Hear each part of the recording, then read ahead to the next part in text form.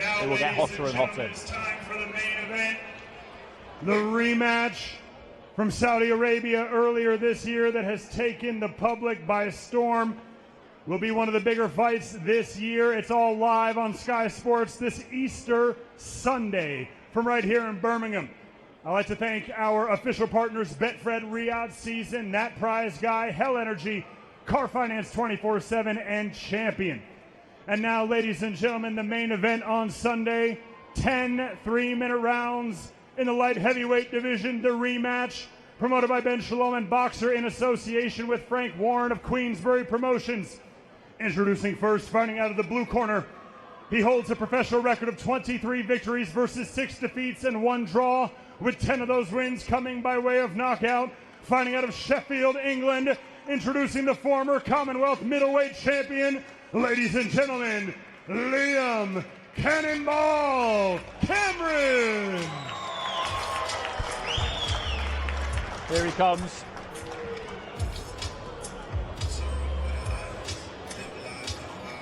As Mo said, their former Commonwealth champion, a career of a few different parts really. He was a really good amateur, won a senior elite title, a GB title. At that point, as he looks back on it now, feels like he maybe should have stayed and tried for a place on that GB squad. It was a possibility. He turned pro.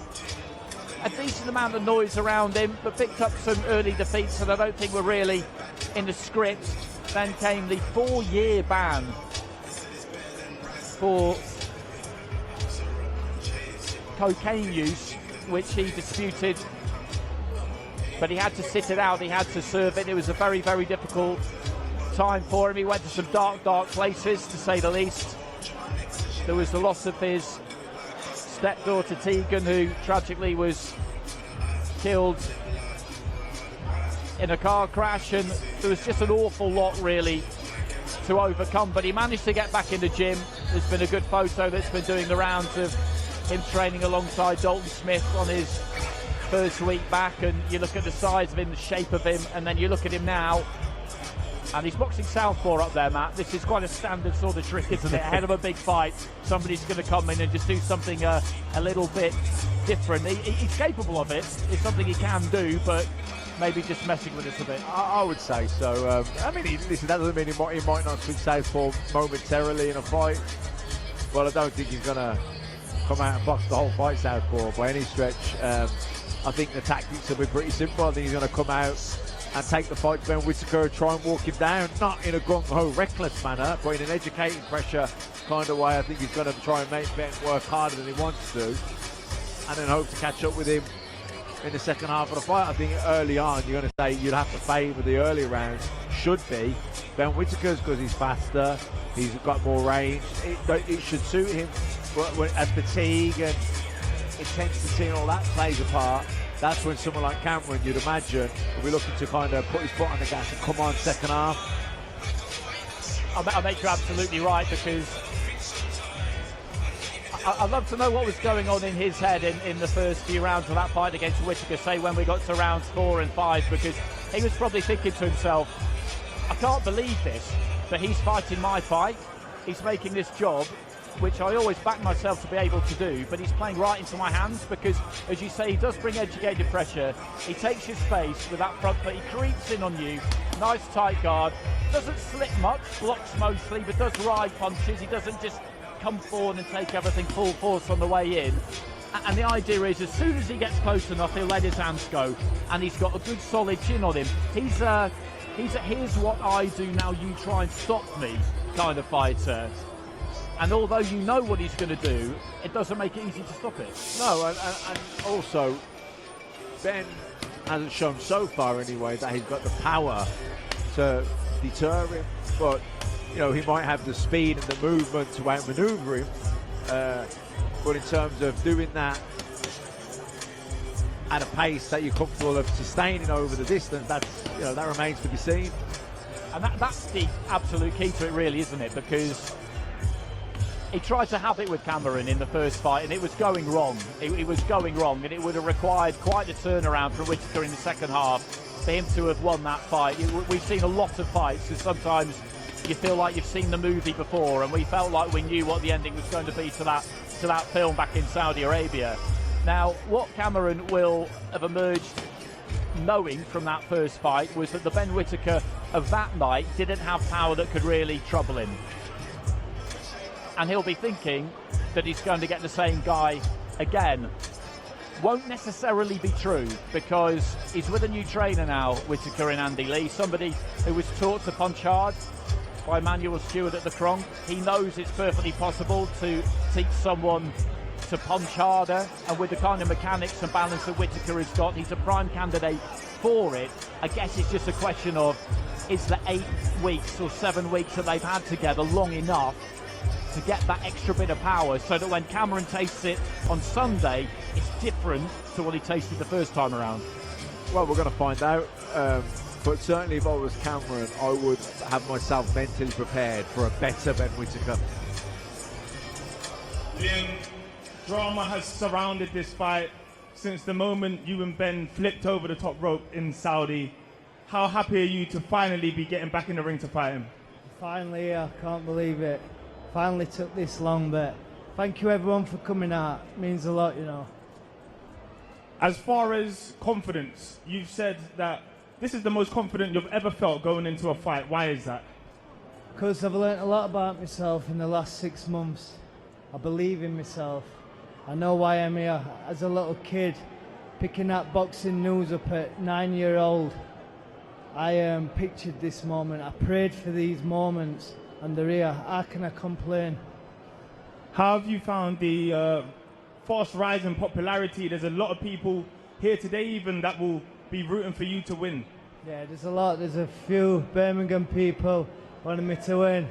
Yes, they're shouting there, but may the best man win, innit? Looking forward to Sunday.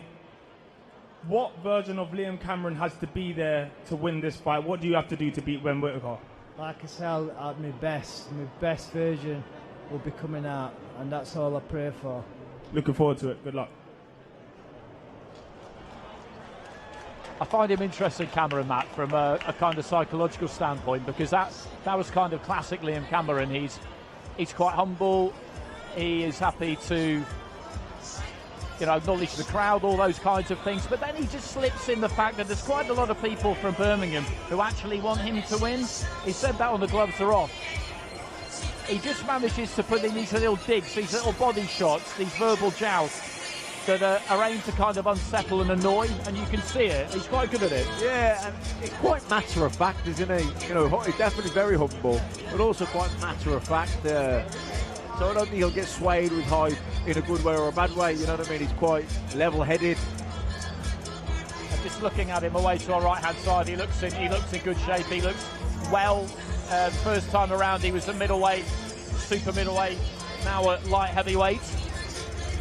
Has been since his return, had that fight with Lyndon Arthur, took Lyndon Arthur to a split decision. That was a good outing for him, and I think that performance against Arthur was what got him the fight against Whittaker. And it's amazing boxing, isn't it? Because you never know what you're going to get. Every now and again people kind of feel like, well, what's going to happen in this division, what's going to happen in that division, and then something completely mental happens, like it did in that first fight, and all of a sudden we've got a rematch to a fight that no one ever knew we needed in the first place. Yeah, a little bit like the Frutch Groves fight. The first fight, people weren't that into. Frutch thought he was beyond that level, etc. And then we got the fight that we got, and because of the controversy at the end, it set up the biggest fight, one of the biggest fights in British boxing history at the time. I don't know how many, that was 18,000 or whatever it was, and a massive pay-per-view event that everyone wanted to be at. So, like I say, the first fight with Cameron and Whittaker, I don't think that people were like majorly overly excited about it, but everyone's excited about this one. Yeah, absolutely, Liam. We were just saying, thanks for coming up, by the way. We were just saying that everyone is excited about this one, because in this sport, you just don't know, do you? We had that first fight in October, and then something crazy happens. You get that narrative, and here we are. Well, yeah, we're here now. Like I said up there, I prayed for these moments as a kid, buying my first boxing news mic, and yeah, I prayed for it, and it's here. I can't wait. And in terms of the preparation, it's taken probably a bit longer than you might have wanted it to. But I've been watching the stuff you've been doing on Boxing King Media with your mate Hassan, and you know, you keep it low key in the preparations, but there's a steel and a resolution about you. And I love the crafty little digs you've been giving Whittaker in the gloves are off and elsewhere. I just think I've been honest. I don't think I've been giving him digs. I've just said it how it is, and like, I'm only telling the truth, innit? Do you know what I mean? But yeah, it's been good build up. But when I boxed Ben last time, I had a year. It were a year in the ring. Now I've had an extra 6 months in the gym. I ain't been on holidays. I've been back in that gym working hard. I've had no time off. And that's, you know, that kind of dedication is what you need, because he would have been confident that this date was coming. He just didn't know when. Yeah, so, you know, staying ready, staying in decent shape. You don't have to be peak fitness, but in good physical fitness makes it peaking a lot easier when they do get the call. So there's been a change for him. He's got a new trainer now. Do you feel that the 7 or 8 weeks is enough time for him to bring something different? Did you feel he's capable of showing you something different to what you've already seen? If he were that confident, he'd have called me bluff and gone, you know what, I'm going to fight you 12 rounds. But he didn't, did he? You know what happened to get me to 10? Okay, well, thanks very much. We'll let you go. We'll see you around the rest of the week.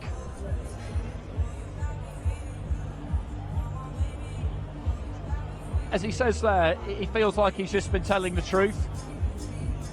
I feel there's more to him. I feel there's kind of like more to his game. He's an experienced, not just professional, but he's an experienced human, isn't he, given all the stuff that he's been through. And I think when you've been through all of that, if you manage to come out the other side, and that's not the given, but if you do, I think you emerge with a really good idea of who you are. Yeah. And I think in boxing in particular, that's a really valuable thing. Yeah, it's life lessons. You know, there's wisdom from experience, and especially from painful experience, you know, and but then you can transfer those lessons into the boxing as well, you know, and the preparation, particularly the mindset and the drive or the fears, all that sort of stuff. Yeah, 100%. So now we are just waiting for Ben Whittaker. I'm just having a little look around. He will make an entrance because that's the way he likes to do things. And since he's turned professional, there was a huge spotlight after the Olympics. You know about this because you turned pro at 18. There's a lot of expectation on you. The Olympic silver medal, but you've got an idea of what it's about. You and him are different characters though, because what he chose was to max it out and take on this persona of love me or hate me, you're going to want to watch me. That's a hard road to go down.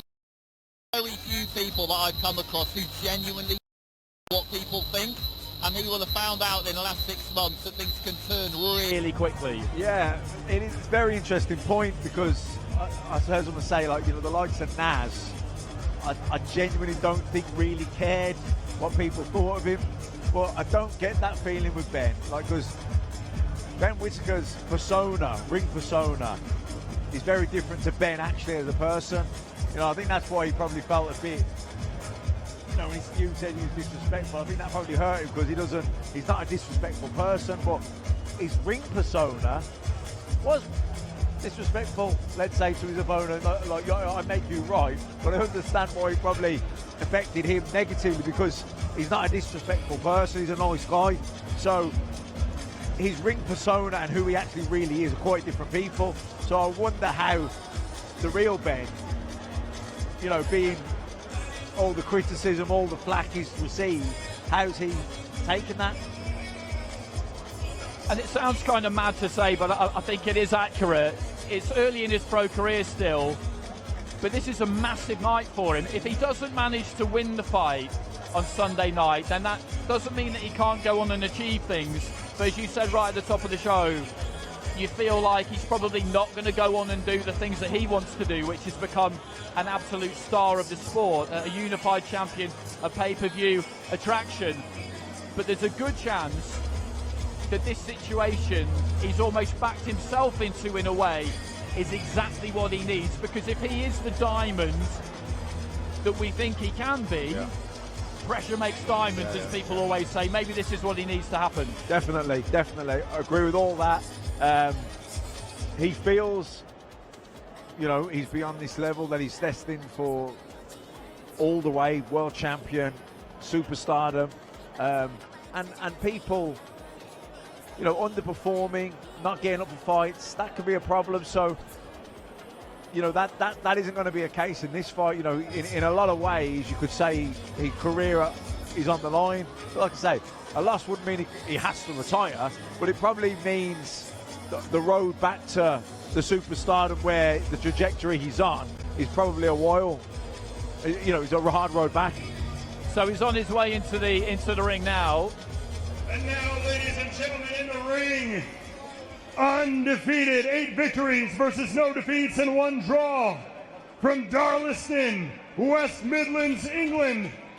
Please welcome the Olympic silver medalist, the current reigning defending IBF International Light Heavyweight Champion, ladies and gentlemen, the Surgeon, Ben Whittaker. So Whittaker and Cameron are going to have a little face-off in the ring before Whittaker does his workout. I don't think Liam Cameron wants to hang around and watch Ben Whittaker's workout. I think he wants to go, which is fair enough. So I think that's why they want to get this done first. Andy Lee up in the ring there. Whittaker's new trainer. Obviously trains Joseph Parker, Paddy Donovan, and now also Hamza Shiraz. There's a kind of cartoon character. Ladies and gentlemen, this fight is nearly sold out. He's made his way We had to open with Whittaker. There's always something. Easter Sunday, you can get final tickets at boxer.com/tickets. Okay, so as I said, the gentleman or lady who is wearing this suit will be very, very hot. I can tell you that, because it's quite warm inside the bull ring. And now maybe we're going to get Liam Cameron come up, but with Whittaker it generally tends to be the Whittaker show. He enjoys the ring walk, he enjoys the spectacle. And you would have seen the picture on social media from a few days ago, Matt. I think it was maybe the end of last week when they'd done their final session, him and Andy. And he was absolutely ripped to a shred. He's 6'3", and light heavyweight's this awkward division where when you go above it, you're into cruiserweight, and that's a 25-pound yawning chasm of a division. But he looks in sensational shape. Yeah, and you know what? He can't really go to cruiserweight. He really can't, because he's not a puncher. So it'd be to step up to cruiserweight. It'd be really hard for him, I think, to keep those bigger guys off. But he's a big light heavyweight, very tall, rangy, loads of skills.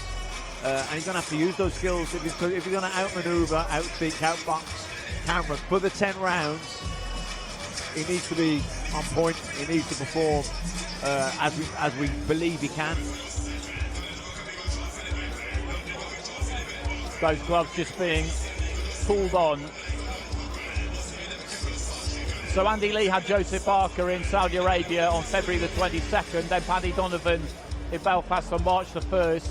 Since then, he's been able to work uninterrupted, as far as I'm aware, with Ben Whittaker. He's made that move over to Dublin. I saw a little bit of behind-the-scenes stuff. He's taken quite a small team over there with him. And watching the gloves are off, Matt, what was interesting was he said, Whittaker, that this kind of thing was always coming, moving to a new trainer, because he knew that when he was training at home, he was tending to run the show himself. And he always looked in great condition, so it's not like you're not doing the things that you should be doing. But the reality of life as a pro boxer or pro athlete is that you need someone else telling you what you should be doing. You don't get to decide. Exactly. And I guess it's something he always knew was going to happen, but they just kept kicking it down the road a little bit, because when you're winning and performing well, we'll sort it next one, or you start thinking, it's working for me, why do we need to change? So it's rarely people change until they have to, because you'd rather be comfortable than uncomfortable. It's human nature, isn't it? Until you've had a bit of pain. And even though we didn't lose, it would have felt like a loss to him.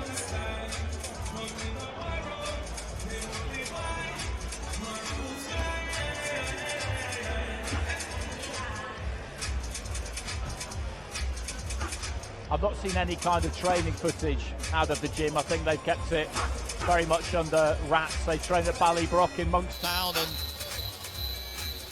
it's a good beat that he's got into over there. But we talked about earlier on, and you know Andy really well. When Andy was an amateur, he was a very good amateur, went to an Olympic Games pro, had the offer from the club, from Emmanuel Stewart, who'd been tracking him in his amateur days. And as he described it, place when he first got there, because the currency of the club was knockouts. Winning on points was no good. You know, you get a big high five if you knock somebody out. You might get barely a well done if you won on points, because this was the pro.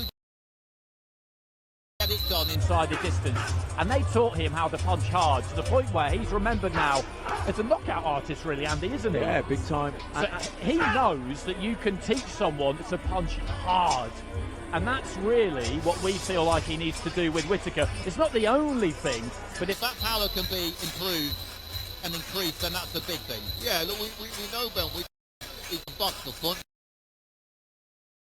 Athletic ability and the movement and the, like I said, got a confidence in his own ability to slip and slide and roll underneath shots. But a lack of power is something that I guess we've all picked up on so far in his career, but with Andy wouldn't have been known as a puncher in the amateurs. But, you know, with Manny Stewart, he had him sitting down on his shots, you know, getting the proper leverage behind the punch, getting the shot landing at the right biting distance. And, you know, Whittaker's athletic, he's an athlete, he's got that ability, so I think he's just getting him set up properly and teaching him where the biting point is, where this is where the maximum power in the shot is. So the pair of them are now up in the ring for a little bit of a face-off, and that's it, as you say there. You know a lot more about this than me, and when you've got the kind of balance and coordination that he's got. Ladies and gentlemen, this has been a highly anticipated rematch since kind of the perfect pupil in a lot of ways. But you look at Cameron up there, in exactly the right way, Liam Cameron looks totally bored of this, doesn't he? Yeah, exactly. I think Cameron just wants to get out of the way now. He feels like he's played his part in the promotional part of the event tonight. Obviously, they're going to see each other again tonight, the presser. Then there's the weigh-in. So there's still a little bit. These two have got to see each other. So he's done his bit of a workout. He probably just wants to get out of there now, Cameron. For the BP Pulse Live Arena here in Birmingham on Easter Sunday, live on Sky Sports. So this has gone on a while. I've not been timing it, but well, they turn away now at exactly the right time. It's early in fight week to go getting sucked into any stare-off contest, but we see them, of course. We had the 11 minutes and 16 seconds between Tyson Fury and Alexander Usyk back before Christmas, which was tremendously entertaining. It barely seemed possible for two humans to stare at each other the way they did for quite such an extended period of time, but it's been a good start today. It's been a good turnout for the fighters. They rattle through the workouts nice and quickly, and you can just see the feeling there between the two of them for this main event, because we're talking in terms, and most people are, of how crucial this is for Ben Whittaker. But Liam Cameron, who's just packing his bag to go now, he's not a guy who wants to be a supporting player in someone else's story. He wants to beat Ben Whittaker and kick onto world level. Yeah, like you allude to in the build-up, he was an ABA champion, he was on the elite squad. He's a winner. The guy wants to win. He's here, and he believes he was winning that fight, or was certainly going to want to win it.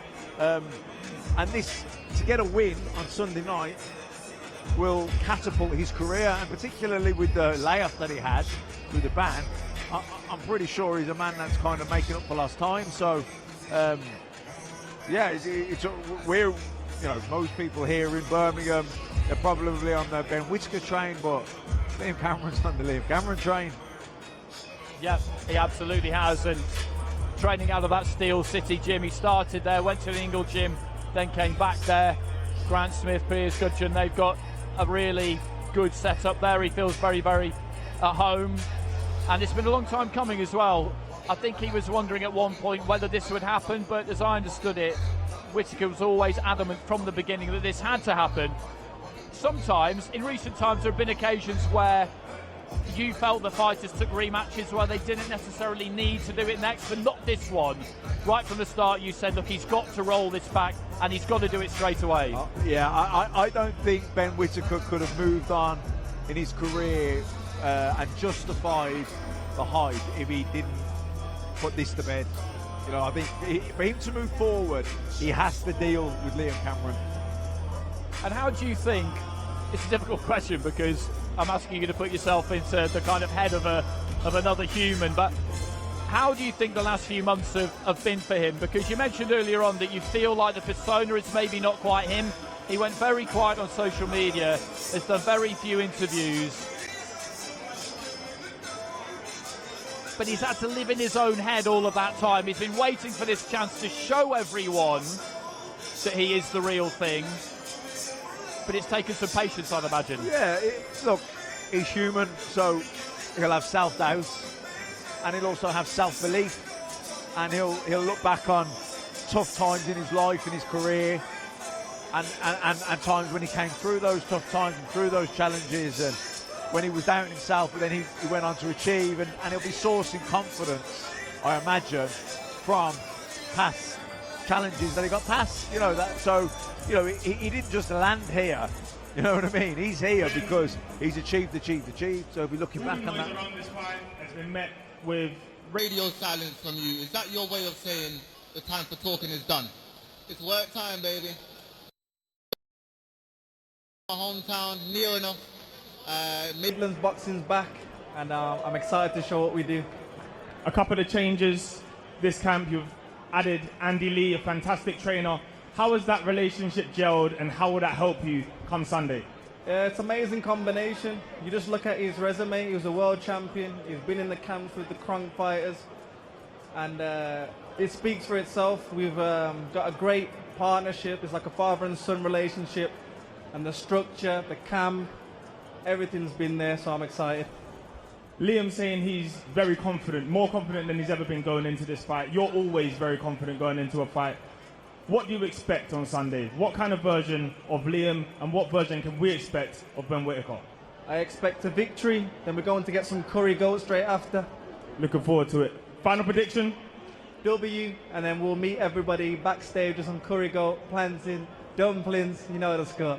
Looking forward to it. So I think Ben Whittaker's going to wander over for a quick chat. Interestingly, he described the relationship there with Andy Lee as father and son. I'd imagine Andy's kind of standing there thinking, older brother, Ben, older brother. Okay, here he comes. We'll just come this side. I'll just wait for the volcano, this big mo, to subside so we can hear ourselves. We won't keep you very long. You were talking about the hookup with Andy Lee. Do you feel different physically, mentally? Yeah, probably just mentally, you know, it's the structure I needed. My last coach is amazing, but it was only so far he could take me. And then I'll turn up and say, this is what I'm doing today, this is the next day. Where Andy, he's done it with Joe Parker, he's done it with Paddy Donovan, and he's done it himself. He was a world champion, so he knows the structure, he knows what a fighter should do. And sometimes for me it was the little things. When he told me to have a rest, I rested. Where at home, if someone told me to rest, I'll go and do another 2 sessions. So it's just little things like that. One thing we've been talking about this week, me and Macklin, is when Andy went to the Kronk, they taught him how to really punch hard. Is that one of the reasons why you went there? And is that something you've been working on? Maybe so. But for me, it was everything. At the end of the day, you respect someone that's been there and done it. He's been in hard fights, world title fights, up and down fights. And not only that, he's a great person. You know, he's somebody who come back to the corner, and when he says something, you listen to it. And that's what I like. And that relationship between trainer and fighter, big time. You're going to have that trust there. It's all about the relationship. At a tough round, you come back.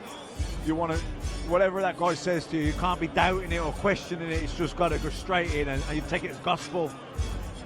We were thinking when you described it as a father-son relationship, I kind of saw it in Andy's eyes there. He's thinking, come on, Ben, older brother. So how have you found the build-up? I watched the gloves are off, available on Sky YouTube and on demand. And He's quite crafty, Liam, I think. He just gives these odd little digs, but you didn't bite. It seemed like a little bit of an effort not to bite at times, but you didn't bite. Luckily, I grew up in a household where we like to antagonise each other, wind each other up. And for me, I'm the biggest wind-up merchant, so I know what he was trying to do. But like I said, amateur boxing is different, but I've been in many rematches before. And for me, this is another rematch. It's another fight. The circumstances of what happened last time, we've not got them in this fight, so we'll see.